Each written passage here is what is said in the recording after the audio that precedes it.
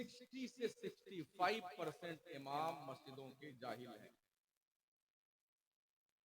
सूरे फातिहा तो छोड़िए, इस्तिआज़ा बसमला पढ़ना नहीं आता।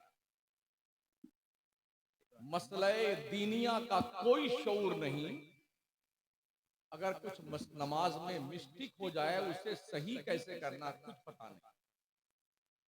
तो हफ्ते में एक दिन जुमा का आता है, जो 10 मिनट कौम को दीन की बात ना सही से बता सके, तो हमारी कौम जाहिल न रहेगी तो क्या रहेगी। जलसों का मिजाज ये है कि मैं अभी बहुत खुश्क तकरीर कर रहा था। पौना घंटा जो मैंने तकरीर की ना, बहुत सूखी साकी, इसमें ना तो तेल लगा हुआ था, ना घी का चुपड़ी हुई रोटी थी, कुछ भी नहीं, एकदम सूखी रोटी समझो खिला रहा था। लेकिन काम की वो सूखी रोटी का ही टुकड़ा था जिसे ख्वाजा मोइनुद्दीन चिश्ती के मुंह में इब्राहिम कंदूजी ने डाला था, तो दिल की दुनिया इनकलाब पजीर हो गई। सूखी रोटी का वक्त के तनाजुर में आज हमें होश के नाखून लेने की जरूरत है। और जो ये पीरों की उठापटक चल रही ना, वो उसका इलाका, वो उसका इलाका, उसके साथ गए तो अब उस मौलाना को हम नहीं बुलाएंगे। अनाउंसर साहब सैयद अमीनुल कादरी के जलसे में चले गए तो अब कफील अंबर का बाईकाट, सोहराब कादरी चले गए शमसुद्दीन के जलसे में तो शमसुद्दीन का बाईकाट, सोहराब कादरी का बाईकाट। जो कौम खुद के बाईकाट में लगी हुई हो, वो कब यूनिटी बना सकती है। अभी एक पगलाए हुए पीर का एक वीडियो देखा और सुना। वो फरमा रहे हैं करबला में जितने लोग थे सब बरेलवी मसलक के लोग थे। उस बुद्धू मियां से कोई पूछे, जब करबला का मारका वजूद में आया था, क्या बरेली था हिंदुस्तान के नक्शे में? और हैरत यह है, ऐसे जाहिल पीरों की हिमायत मौलवियों की टोली लग जाती है। इस तरह से जंगलीपन का जंगल राज कानून नाफिज के लिए मसलके आला हजरत के खरीदो फरोख्त का कारोबार चलता। हम अपने खून के धब्बे कहां तलाश करें, हमारे साथ मुकद्दस लिबास वाले। यूनिटी बनाइए, मुस्तहकम हो, मजबूत हो। बड़ी खतरनाक नजरें दुनिया की तुम्हारी तरफ उठी हुई। ना आपका खाना, ना आपका रहना, ना आपका पहनना दुनिया को देखा नहीं जाता है।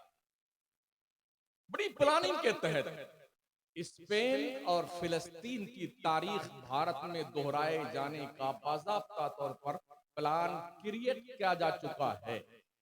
आप अपने आप को बचा कैसे सकते हैं? दीन पे कायम रहे मजबूती के साथ, और अपने आप का दिफा करने के लिए कानूनी चाराजोई के दायरे में रह करके खुद मुस्तहकम बनिए और अपनी नस्लों के तहफ्फुज़ और बका के लिए तन मन धन सबकी बाजी लगा दी। यकीनन वीडियोस तो आपने देखी होंगी ना, फिलिस्तीन की छोटे छोटे बच्चे। अभी एक वीडियो देखी, एक बच्ची कोई शायद 4 साल की होगी, अपने 2 साल की बहन को साथ में लेके, बाप भी शहीद हो गया, माँ भी शहीद हो गई, प्याला लेकर के कोई रोटी बांट रहा था, उसके पास रोटी लेने गई, जालिम यहूदियों ने उस बच्ची को भी शहीद कर दिया बंदूक से गोली मारकर। फिलिस्तीन के बच्चे आज दरख्त के पत्ते खा खा के वक्त गुजार रहे हैं।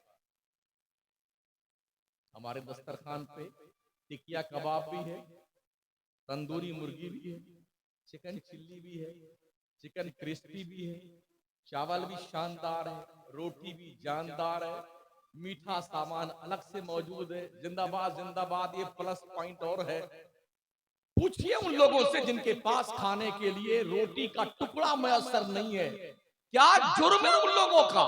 सिर्फ ये कि वो अल्लाह के घर के तहफ्फुज़ और बका के लिए अपने आप को तबाही के दहाने पे खड़ा किए हुए हैं। ऑप्शन है उनके पास में कि वो फिलिस्तीन छोड़ के चले जाएं, मगर घर बर्बाद हो गया है, बिल्डिंगें तबाह हो गई हैं, माँ बाप का साया सर से उठ गया है, मगर कोई बच्चा फिलिस्तीन छोड़कर जाने को तैयार नहीं।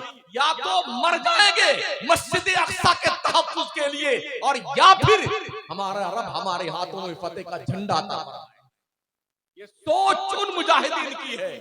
आप कहां बैठे हैं? पूरा मोहल्ला मुसलमान का है, फजर में एक सफ नमाजी नहीं होता है। संगीनों के साए में रमजान शरीफ में फिलिस्तीन में बैतुल मकदिस के अंदर कई लाख मुसलमानों ने बाज़ाब्ता तौर पर तरावी भी पढ़ी है, जबकि लोग बंदूक के लिए खड़े हुए। हमारे सर पे तो कोई बंदूक नहीं उठाए हुए है ना, हम क्यों नमाज नहीं पढ़ते? हम क्यों दीनदार नहीं बनते हैं? एक वीडियो देखिए, एक बच्चा दबा हुआ था उसके मलबे के नीचे, आधा धड़ तो तबाह हो चुका, आधा बाहर का बाहर।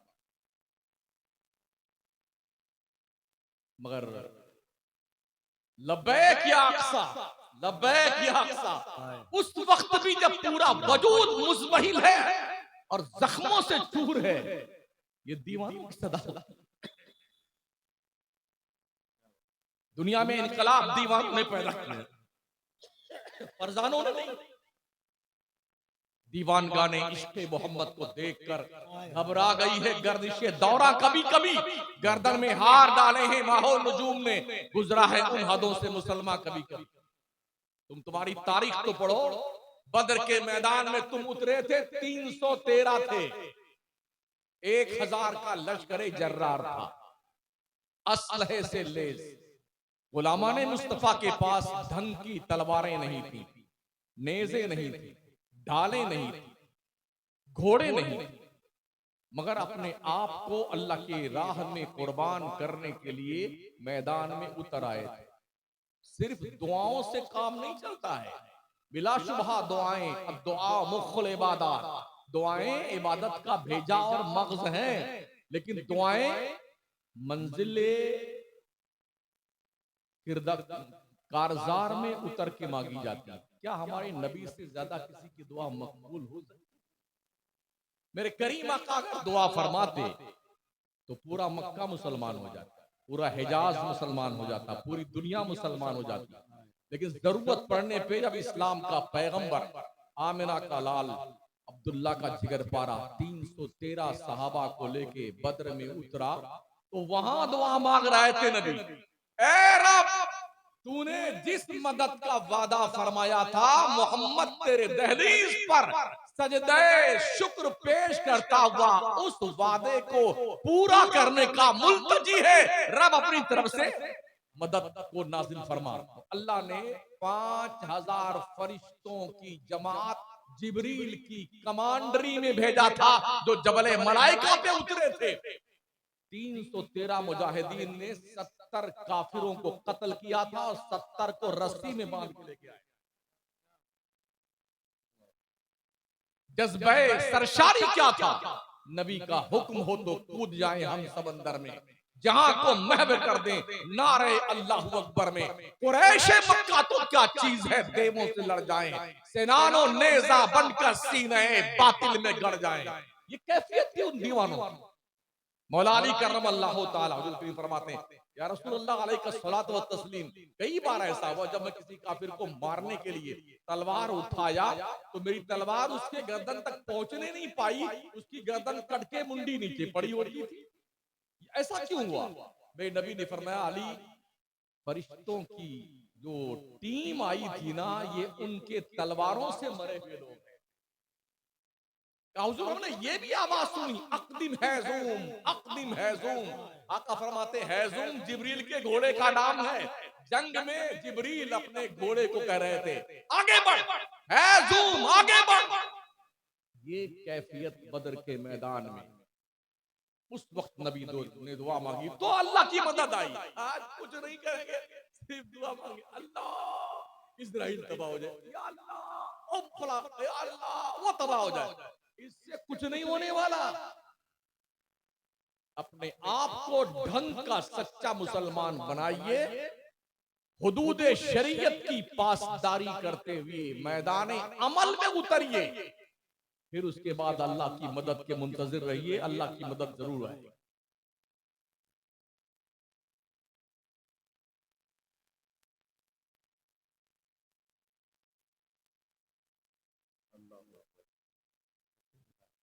तो ये मेरी तरफ से आप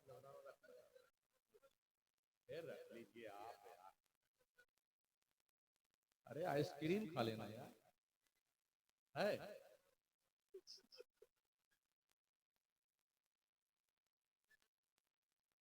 मुझे बड़ी खुशी हुई कि हमारे जो आप यहाँ इमाम साहब हैं, बड़ी मेहनत कर इनका बच्चों के लिए भी कम से कम आपका बच्चा दीनदार तो हो जाए, नमाजें तो सीख ले, आपकी बच्चियां नमाजें तो सीख ले।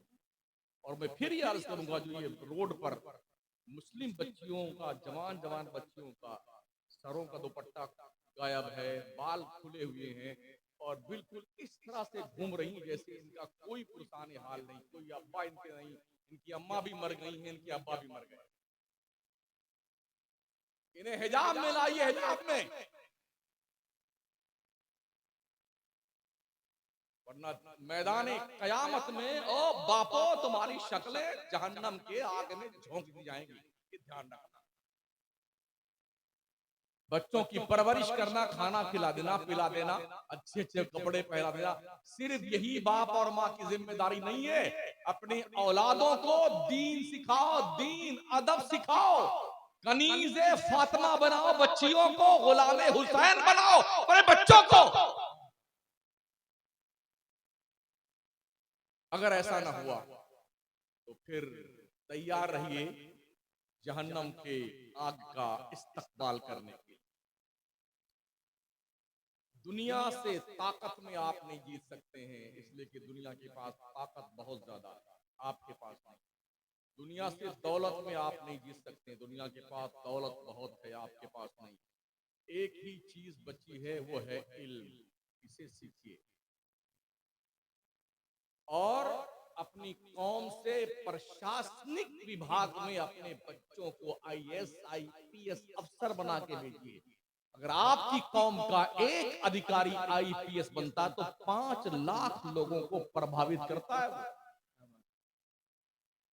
ये सोच पैदा कीजिए कि मुझे बढ़ाना पढ़ाना बच्चों को अपने। सादाते महारारा का ये सेंटेंस याद रखें, आधी रोटी खाएं, बच्चों को पढ़ाएं। महीने में 10 मरतबा मुर्गा खाना बंद कर दो, एक दिन खाओ। जो पैसा बचता है उसे बच्चों की क्वालिफिकेशन पे खर्च करो। उस वक्त तक आप सही मानों में दुनिया को आईना दिखाने के लायक नहीं बन सकते जब तक आपके पास ढंग की क्वालिफिकेशन नहीं। पर्दा तरक्की की राह में कोई रुकावट नहीं बनता है, दाढ़ी तरक्की के रास्ते में कोई रुकावट नहीं बनती है। अगर दाढ़ी नहीं, 1.5 मीटर की दाढ़ी रखने वाला सरदार जी प्रधानमंत्री बन सकते हैं, मनमोहन सिंह जी, तो हमें क्या दिक्कत आती? अगर ज्ञानी जैल सिंह इतनी बड़ी दाढ़ी रख करके, मोछ रख करके, 1 मीटर का सर का बाल रख करके सदर जमहूरिया बन सकते, तो हमारी कौम को शर्म क्यों आती दाढ़ी रखने? कहां रुकावट है दाढ़ी यार इस्लाम की राहों में? कितने साल हो गए इकराम भाई जलसे होते हुए? 48 साल। अल्लाह अकबर। मैं यही पूछना चाहता हूं कि इस 48 साल में ओ मनियारी मुरादपुर के लोगों, इस जलसे में दयारे मदीना कॉन्फ्रेंस में आने वालों, इस 48 साल में सीखा क्या आपने?